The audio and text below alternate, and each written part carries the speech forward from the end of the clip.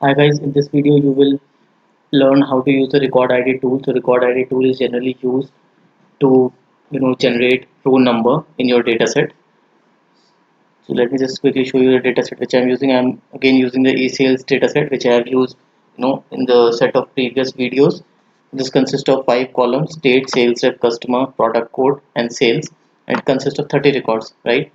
Now I want to generate a unique row or unique identifier for each row. In order to do that, go to the preparation tab, select the record ID tool, drag it and drop it onto your canvas. It will link the input node of this particular tool with the input data set, and then it will open a pop-up window where it will ask you about the name which you want to keep for that new column. Let it be row number.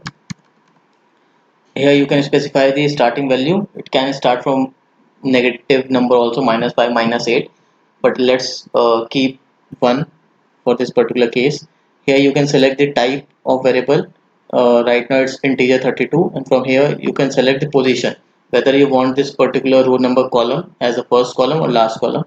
Right now I want to keep it as a first column. Just hit the run button. Right, so it has created one column consisting of 30 records, and uh, the name of the column is row number. So a unique identifier for each row has been created. Right, you must be wondering why we have created this unique identifier for each row number. But because we already have record here, right, which is also 1 2 3 4 5 till 30, and this is right now same as the row number. So the main purpose of record ID is to create a unique identifier for each row. Whenever you do a sampling or use the unique tool, this record column is automatically updated as per the final data set, right? So let me just quickly use the sample tool here and show you the differences in the output.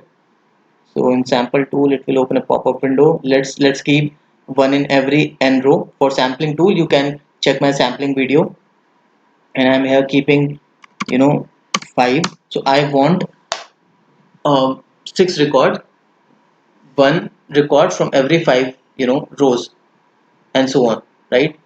So when I hit this run button,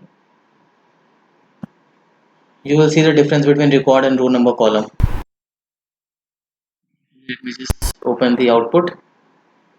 So as you can see that this record is updated as per the requirement of the or the number of rows as per the output column, output data set, whereas row number remains static to the row ID which was generated using the record ID tool. As you can see, it has picked first column from the first 5, sixth column from the 6th to 10th column, 11th column from 11 to 15, and so on. I hope you got the logic behind this, and please do subscribe to our channel. Thank you so much.